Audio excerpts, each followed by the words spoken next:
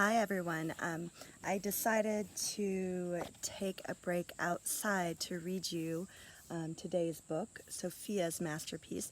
I've actually never read this book myself, so I'm very excited.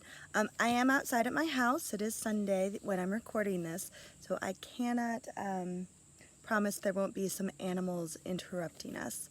All right, but let's get started. This is a fictional story. It is actually a fantasy fiction story that you may be able to tell by the illustrations. But this is Sophia's Masterpiece by Eileen Spinelli, illustrations by Jane Dyer.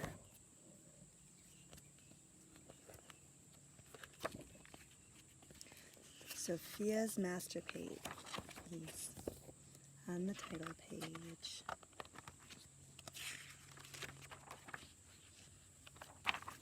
Let's see here.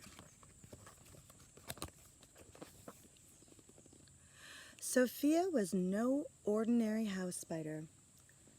Sophia was an artist. She spun webs more wondrous than anyone had ever seen. Her playmates called her incredible. Her mama was proud. Someday, they said, she's going to spin a masterpiece.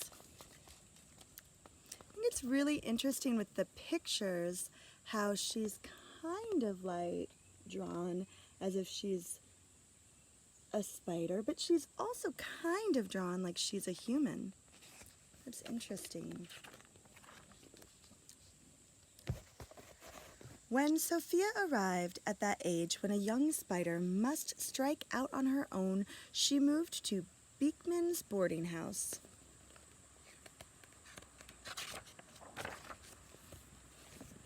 The first thing she did was look around. She saw dull green walls, faded rugs, and old shades. The place cried out for her talents. Sophia set to work. Her first project was to weave a web of curtains for Beekman's front parlor. Day after day she whizzed along, blending a golden thread of sun into her silk. Hi, Ruby. We're getting a chicken visitor. Then one day the landlady noticed her and screamed, "I'll have no spiders in my parlor!" She swatted at Sophie with a dust rag. Sophie knew when she wasn't wanted. She scampered across the wall and up the stairs to the tugboat's captain's closet.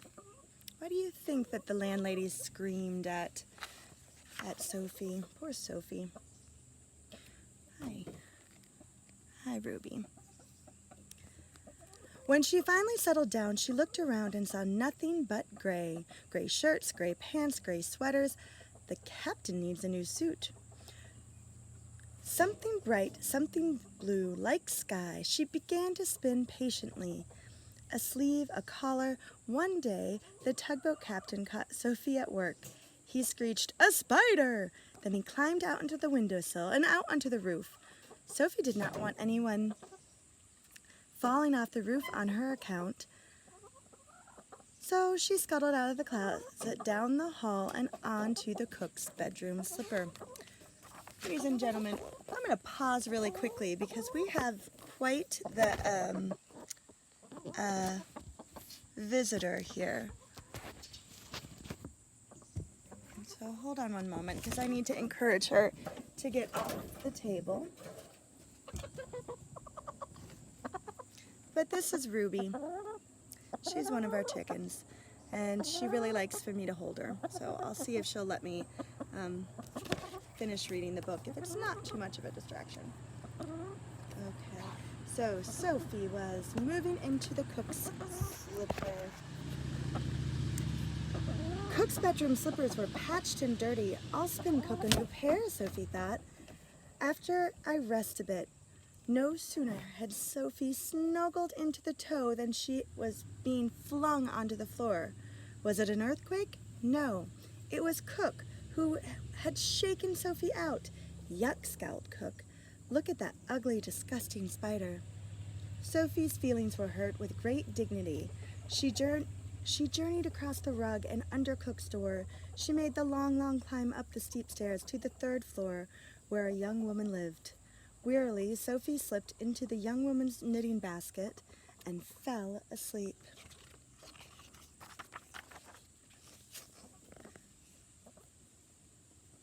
By this time, many spider years had passed. Sophie was older. She had no energy to spin a few small things for herself. She only had energy to spin a few small things for herself.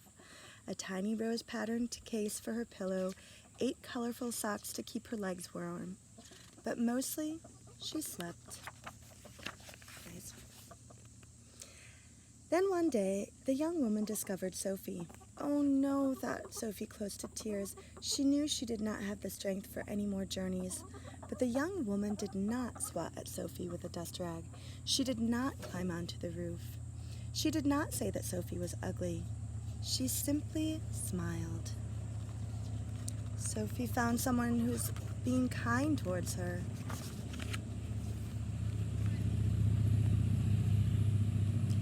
And without disturbing Sophie in the least, the young woman picked up her needle and yarn. Sophie watched as the young woman knitted day after day. "Booties!" cried Sophie. The young woman was going to have a baby. After the booties were finished, the young woman knitted a baby sweater. Then the yarn was gone. The young woman did not have enough money to buy yarn for a baby blanket. "Never mind," the landlady told her. "There's an old brown quilt in the hall closet. Your baby can use that." Sophie had seen that quilt. It was scratchy and drab, not fit for a baby. Anyone has any speculation what's going to happen? Sophie knew the answer. She would have to spin a blanket herself. In her younger days, this would have been no problem, but Sophie had grown frail and weak, and the baby was due any day. Could Sophie complete the blanket in time? She climbed out of the yarn basket. She traveled to the wide windowsill. Strands of moonlight fell into the room. Excellent, she thought. I'll weave those strands into the baby blanket. Some starlight, too. Sophie began. As she spun, new ideas came to her. She worked them into the blanket. Snippets of fragrant pine, wisps of night, old lullabies, and playful snowflakes. Sophie spun without blinking or eating or sleeping. She was never more exhausted or determined. On and on she spun.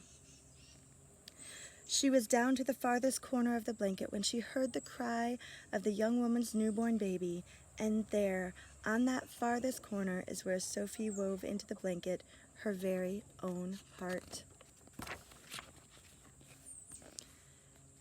That night, as the young woman was about to cover her infant with the landlady's quilt, something on the windowsill caught her eye.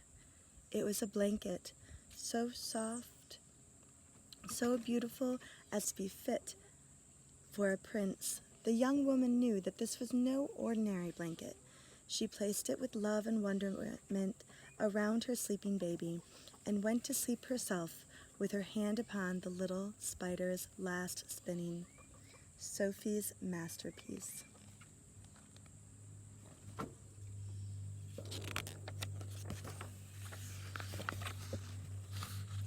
The end. Let's reflect on that. That's a beautiful tale.